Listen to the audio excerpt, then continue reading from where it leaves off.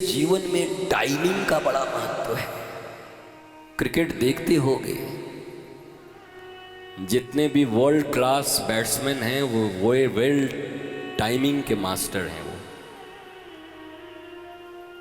अगर कभी कमेंट्री सुना होगा तो कहना well timed shot and for 4 runs. Tendulkar की टाइमिंग कमाल की, कोहली की टाइमिंग कमाल की,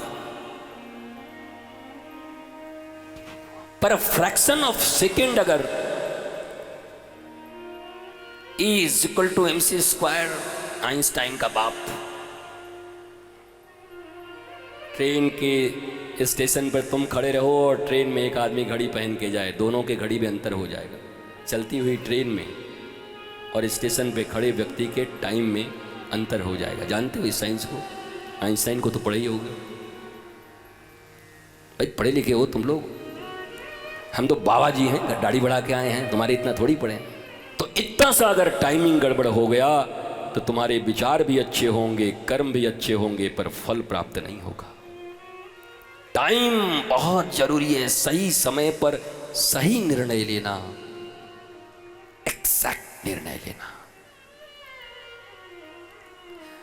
द्रौपदी ने देर तो कर दी थी, फिर भी अंतिम समय में सही निर्णय लिया था। जब एक गांठ साड़ी की बची थी, एक गांठ, और दुशासन झटका दे ही दिया था, खुल ही गया था, तब कृपाचार्य ने एक उंगली उठा करके दिखाया, करे बावरी कहाँ फंसी है इनके चक्कर में। इस दुनिया में वो एक है, एक, उसको याद कर। क्योंकि कृपाचार्य भी डरते थे कहीं दुर्योधन देख ले तो ऐसी तैसी न कर दे।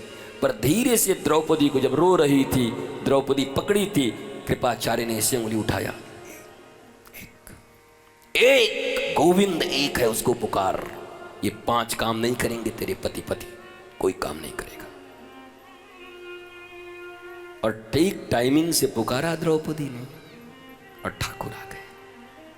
टाइमिंग सही होनी चाहिए। समय गुजरने के बाद कुछ नहीं मिलेगा।